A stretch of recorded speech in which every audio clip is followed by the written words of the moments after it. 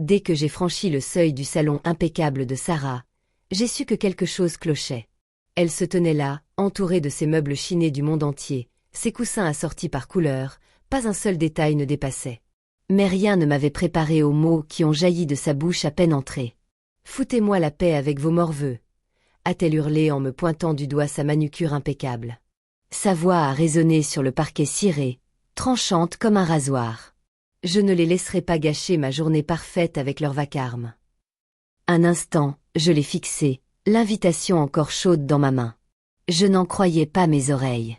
Ma belle-sœur, celle qui feignait la gentillesse quand ça l'arrangeait, venait de traiter mes enfants, ma douce Emma, 6 ans à peine, et le petit Lucas, à peine 4 ans, de morveux. Ils étaient à la maison, en train de jouer joyeusement avec leur père, ignorant tout du fait que leur tante les mettait à la porte de son mariage à seulement 3 jours de la cérémonie. « Sarah, voici ta nièce et ton neveu », ai-je réussi à dire, m'efforçant de garder une voix calme malgré la chaleur qui me montait à la poitrine. « Les mêmes enfants que tu as supplié d'être ta demoiselle d'honneur et ton porteur d'alliance il y a des mois. Les mêmes qui répètent tous les jours. »« Eh bien, j'ai changé d'avis », a-t-elle rétorqué sèchement, arrachant l'invitation de mes mains comme si elle était offensée. J'ai vu comment ils se sont comportés au dîner de répétition. Ils couraient partout, riaient, faisaient un bruit infernal. C'était humiliant. Mon mariage doit être parfait, et tes enfants vont tout gâcher. Des images me traversaient l'esprit. Emma tournoyant dans sa robe de demoiselle d'honneur, s'admirant fièrement dans le miroir. Lucas trimballant son petit oreiller partout dans la maison avec l'air le plus sérieux possible. Ils étaient vraiment excités, et Sarah était sur le point de les anéantir. « Ils sont fatigués », dis-je doucement. « Il est tard. Ils se comportent comme des enfants. Sarah. C'est normal. » « Exactement, » dit-elle comme si elle voulait prouver quelque chose d'important. « Je ne peux pas accepter que des enfants se comportent comme des enfants à mon mariage. J'ai décidé que ce soit réservé aux adultes. Enfin, sauf les enfants de Madison. Ils savent se tenir. » Bien sûr, les enfants de Madison, ces zombies scotchés à leur tablette, levaient à peine les yeux de leurs écrans, juste le temps de cligner des yeux. Mais ils étaient les bienvenus. « Tu ne peux pas faire ça, » murmurai-je, la voix brisée. Emma aura le cœur brisé. Le visage de Sarah se durcit, devenant glacial et cruel. « Je peux, et je le fais. » En fait, elle marqua une pause, un sourire froid se dessinant sur son visage. « Peut-être que tu ne devrais pas venir non plus. Je ne veux pas que tu fasses culpabiliser tout le monde parce que tes petits anges n'y seront pas. » Avant que je puisse répondre, ma belle-mère entra en trombe, portant une boîte de cadeaux pour les invités. « Sarah, ma chérie, qu'est-ce qui se passe ?» demandai-je en m'exclamant. « Rien, maman », répondit Sarah d'une voix douce. Elle changeait de personnalité comme d'un claquement de doigts. J'expliquais juste à Lisa que le mariage est désormais réservé aux adultes. On voulait faire chic. Je vis le visage de ma belle-mère se figer un instant avant qu'elle ne se force à sourire. « Bien sûr », dit-elle en prenant le parti de Sarah. « Comme toujours. »« Bon, si c'est ce que tu veux, ma chérie. » J'avalai ma salive avec difficulté. « Je préviendrai Tom et les enfants. » Alors que je me retournais pour partir, Sarah lança. « Oh, et n'oublie pas de rapporter la robe de la demoiselle d'honneur et le costume du porteur d'alliance. J'ai besoin d'un remboursement, puisqu'ils ne serviront à rien. » Je me suis figée. Ces tenues, je les avais achetées avec mon propre argent. Mes enfants les avaient portées avec fierté. « Gardez-les, » ai-je dit sans me retourner. « Voyez ça comme un cadeau de mariage. » En rentrant à la maison, mes mains serraient le volant si fort que mes jointures étaient blanches. Je n'étais pas seulement en colère. Je tremblais. Il ne s'agissait pas d'un mariage. Il s'agissait de Sarah qui faisait ce qu'elle avait toujours fait, affirmer son pouvoir, nous rappeler qu'elle pouvait nous faire du mal quand elle le voulait. Tom était dans le jardin avec les enfants quand je suis arrivée. Emma lançait des pétales de pissenlit en l'air tandis que Lucas la suivait en marchant avec son oreiller. Ils riaient tous les deux. Cette scène m'a transpercée. « Maman !» a crié Emma en courant vers moi. « Regarde, je m'améliore pour les lancer très haut. » Je l'ai serrée dans mes bras, respirant l'odeur sucrée de son shampoing. « Tu es formidable, ma chérie. » À l'intérieur, après les avoir envoyés jouer dans leur chambre, j'ai tout raconté à Tom. « Elle a fait quoi ?» grogna-t-il, le visage sombre. Je l'appelle tout de suite. Non. Je lui attrapais le bras avant qu'il ne s'enfuit. Se mettre en colère, c'est exactement ce qu'elle veut. Elle veut nous faire passer pour le problème. Alors, on fait quoi? Murmura-t-il. On ne peut pas la laisser traiter nos enfants comme ça. Un lent sourire se dessina sur mon visage. J'ai un meilleur plan. Mais j'aurai besoin de ton aide. Le lendemain matin, je passai une série d'appels très importants. D'abord à Jessica, mon amie qui travaillait à la salle de réception de Sarah. Ensuite à l'ex-mari de Madison, qui essayait désespérément de lui parler de l'addiction de leurs enfants aux tablettes. Et enfin à grand-mère Rose, la matriarche de la famille.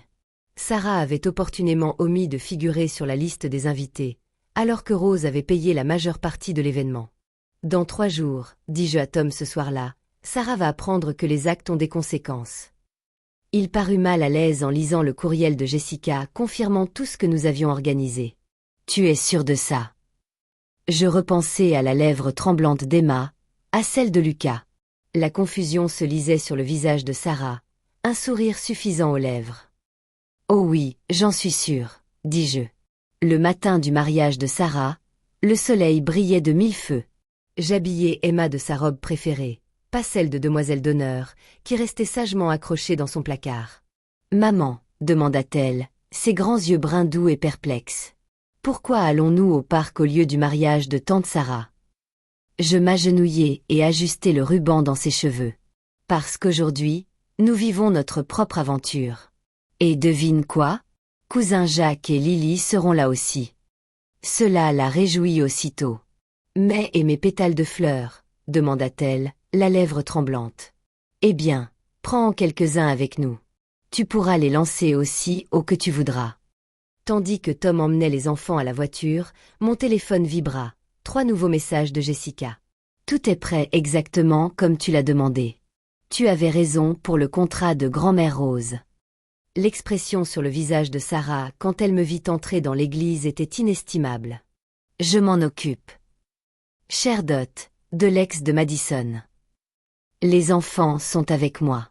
Ils parlent et jouent. Madison est surexcitée. Parfait. Parfait. Parce que Sarah n'a jamais pris la peine de vérifier le contrat de la salle de réception. Je l'avais réservé il y a 6 mois. Mon nom figurait sur tous les documents. J'avais le pouvoir d'apporter des modifications et j'en avais fait de très amusantes. Tu es sûr de ne pas vouloir voir ça en vrai? A demandé Tom alors que nous roulions vers le parc. Non, ai-je répondu. Jessica filmera tout. Je préfère passer la journée avec nos enfants. Le parc resplendissait de fleurs épanouies, idéal pour une journée à faire semblant de lancer des pétales. Nous avons installé un pique-nique sous un immense chêne pendant qu'Emma apprenait à Lucas à faire des couronnes de fleurs. Vers 16 heures, au moment où la réception de Sarah commençait, mon téléphone a vibré à nouveau. Une vidéo. Il faut absolument que tu vois ça, avait écrit Jessica. J'ai attendu que les enfants soient distraits avant de la regarder. La vidéo s'ouvrait sur Sarah entrant dans la salle de réception dans sa robe blanche parfaite, puis s'arrêtant net. La mâchoire décrochée, son mari figé à côté d'elle. L'élégance et le raffinement avaient disparu. Elle avait imaginé un paradis réservé aux adultes. Au lieu de cela, la salle s'était transformée en un véritable royaume des enfants. Des ballons colorés flottaient au plafond, des silhouettes de dessins animés ornaient les lieux. Chaque table et un immense château gonflable trônaient dans un coin. Une pancarte géante proclamait « Bienvenue aux fêtes en famille. RCPT, ma propriété ». Sur chaque table, des assiettes en plastique à motifs de dessins animés, des chapeaux de fête et des cotillons. Les briques de jus remplaçaient le champagne. Le quatuor à cordes avait été remplacé par un animateur pour enfants très apprécié, qui saluait joyeusement en arrière-plan. Le visage de Sarah passa du choc à l'horreur, puis à la rage pure. « Ce n'est pas ce que nous avions prévu », hurla-t-elle au responsable de la salle. « C'est un cauchemar. »« Je suis désolé, madame, » dit-il calmement. C'est la personne dont le nom figure sur le contrat de location qui a demandé ces modifications. Nous sommes tenus de suivre ses instructions. Mais c'est moi la mariée. Oui, mais le contrat appartient à Lisa. Sarah devint rouge de colère. Elle se retourna en me cherchant du regard. Mais bien sûr, je n'étais pas là. Point final. Puis, grand-mère Rose apparut à l'écran, élégante comme toujours dans son tailleur bleu clair, l'air totalement imperturbable face au chaos ambiant. « Sarah, ma chérie, dit-elle d'une voix ferme et assurée. Il faut qu'on parle de tes dernières décisions. » La vidéo s'arrêta là, mais Jessica continua de donner des nouvelles. Hassan venait d'arriver sans ses enfants. Elle était au bord de la crise de nerfs. La moitié des invités étaient autour du château gonflable. L'autre moitié était là, à demander pourquoi ses enfants n'étaient pas là. Sarah a essayé d'enlever les décorations, mais tout était fixé avec de la ficelle adhésive industrielle. Ta belle-mère a dû s'asseoir. Je crois qu'elle est en train de réaliser ce que Sarah a bien pu faire, ranger mes enfants et les rejoindre dans l'herbe. Emma avait confectionné des couronnes de fleurs pour les siennes, et Lucas les déposait délicatement sur la tête de Tom. C'était précisément là que Rue devait être plus tard dans la soirée, une fois les enfants couchés. Tom m'a montré le flot de messages qu'il avait reçus de la part des membres de sa famille, la plupart le soutenant après avoir enfin découvert le vrai visage de Sarah. Quelques-uns étaient furieux, notamment Moss, qui était complice de ses manigances. « Al Lonyo ne te le pardonnera jamais, dit-il. » Mais il souriait. Je répliquai, « C'est fini, je ne lui pardonnerai plus d'avoir fait du mal à nos enfants. » Mon téléphone s'illumina. Un dernier message de Jessica venait de finir de ranger. « Tu ne devineras jamais ce que grand-mère Rose a joint. » C'était une photo du livre d'or du mariage, à la première page, écrite de sa belle écriture.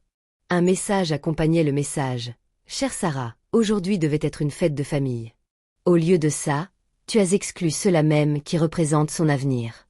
Tes actes me l'ont prouvé. Il est peut-être temps de revoir certains arrangements.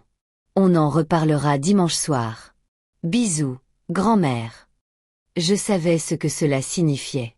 Grand-mère Rose avait prévu de céder ses vacances à Sarah, dans la même maison où nous avions tous passé nos étés d'enfance assez tôt. Les plans avaient changé. « Est-ce que ça en valait la peine ?» demanda Tom en m'enlaçant. Je pensais à Emma et Lucas, à la joie sur leur visage alors qu'ils jouaient à Tipberg aujourd'hui, libérés du rejet et du jugement quant à la leçon qu'ils avaient tirée de tout cela. Un jour, j'ai répondu qu'il valait la peine de se battre pour chaque centime. Les vidéos parodiques des enfants que j'avais créées, diffusées par Sarah, se sont répandues comme une traînée de poudre dans la famille et ont circulé sur les réseaux sociaux de divers membres, montrant à tout le monde exactement ce qui s'était passé le lendemain matin. Ma boîte de réception était saturée de notifications. Sarah avait publié un long message virulent, expliquant comment j'avais gâché son mariage et traumatisé ses invités avec ses décorations enfantines. Les commentaires, cependant, n'étaient pas tout à fait ceux qu'elle avait imaginés. Pourquoi porter du thé et Lucas là-bas? Ce sont des enfants si mignons. Attends. Tu as désinvité ta propre nièce et ton neveu. 3 jours avant la fête, ces décorations sont magnifiques. Mes enfants auraient adoré. Sarah avait supprimé la publication. Ma belle-mère a appelé vers l'heure du dîner, sa voix inhabituellement hésitante. Lisa, je dois m'excuser. J'aurais dû dire quelque chose quand Sarah a désinvité les enfants. Je ne voulais pas créer de drame. J'ai répondu calmement, observant Emma et Lucas jouer dans le jardin. La fenêtre de la cuisine. Tu ne voulais pas porter un toast à Sarah. Il y a une différence. Il y eut un silence. Tu as raison. J'ai toléré son comportement trop longtemps. Mais après quoi? Demanda grand-mère Rose à la réception. Oui, grand-mère Rose. D'après Jessica, après ce premier message dans le livre d'or, notre matriarche avait passé toute la réception à raconter des anecdotes sur les crises de colère de Sarah durant son enfance et son comportement cruel. À la fin, plusieurs invités étaient partis en marmonnant à propos des valeurs familiales et du manque de leadership. Qu'a dit grand-mère exactement? Demandai-je, sincèrement curieuse, à ma belle-mère. Elle a annoncé que la maison de vacances serait léguée à Euan. Tom, lui, a dit quelque chose comme quoi il fallait qu'elle soit entre les mains de personnes qui comprennent les valeurs familiales. Je m'attendais à ce que la maison de vacances soit un sujet de discorde depuis des années, Sarah rappelant constamment à tout le monde qu'elle la transformerait en propriété de luxe une fois qu'elle en hériterait. Sarah est furieuse, bien sûr, continua ma belle-mère. Elle et son mari ont déjà commencé à chercher des sociétés de gestion immobilière. Ce n'est pas mon problème, ai-je répondu, comme si les sentiments de mes enfants n'étaient pas son problème. Le dîner du dimanche suivant chez grand-mère Rose fut pour le moins intéressant. Sarah et son nouveau mari étaient absents, mais d'autres étaient présents, notamment Madison et son ex-mari, accompagnés de leurs enfants, qui préféraient de loin engager la conversation plutôt que de fixer leurs écrans. Rose m'a prise à part après le dîner, les yeux pétillants. J'ai vu la vidéo de ce que tu as fait à la réception, a-t-elle dit. Génial, absolument génial. Je ne pouvais pas la laisser blesser mes enfants comme ça, ai-je expliqué. Elle m'a tendu la main. Bien sûr que non. C'est précisément pour ça que tu loues la maison. La famille, c'est se protéger, pas se détruire. Sarah n'a jamais compris cela. 2 semaines plus tard, nous avons reçu une lettre officielle de Sarah Slawir exigeant une compensation pour la réception. Je l'ai transmise à mon avocat, accompagnée du contrat de la salle à mon nom et des documents attestant des modifications de dernière minute apportées par Sarah à sa liste de mariage. Sa réponse a été concise. Elle n'a aucun argument valable. La salle était légalement à votre disposition pour modifier la liste de Sarah. Sa prochaine tentative a été de retourner la famille contre moi par une série de manœuvres émotionnelles et sociales. Des articles de presse parus dans la presse parlaient de membres de la famille toxique et de belles-sœurs narcissiques. Mais la situation avait changé. Les gens avaient vu son vrai visage et ne comptaient pas se laisser faire. Heureusement, cette fois-ci, Em et Lucas sont restés largement ignorants du drame que nous leur avons raconté. Sarah a dû modifier ses plans de mariage et ils ont continué avec la résilience dont les enfants ont fait preuve. La robe de demoiselle d'honneur et le costume de porteur d'alliance étaient soigneusement rangés, non pas comme des souvenirs douloureux, mais comme la preuve d'une leçon apprise sur l'importance de défendre ce qui est juste. 3 mois après le mariage, nous avons organisé notre première réunion de famille à la maison. Sarah n'était évidemment pas là, mais l'endroit était rempli de rire et de joie. Les enfants couraient dans les couloirs, jouaient dans le jardin et Yasmine faisait du bruit, comme tous les enfants. J'ai regardé Emma lui apprendre à faire des couronnes de fleurs sur la plage. La même compétence qu'elle avait perfectionnée ce jour-là au parc. Tom est arrivé près de Mayuno. Il a dit en passant un bras autour de mes épaules. Sarah m'a appelé hier pour me dire qu'elle est prête à pardonner. Tu as demandé si nous étions d'accord pour la vendre. La maison de vacances. Et qu'as-tu répondu? Je lui ai dit que certaines choses ne s'achètent pas, comme la dignité des enfants, par exemple, en regardant nos enfants. Jouer sur la plage a libéré la famille de la manipulation de Sarah. Je savais que nous avions fait le bon choix.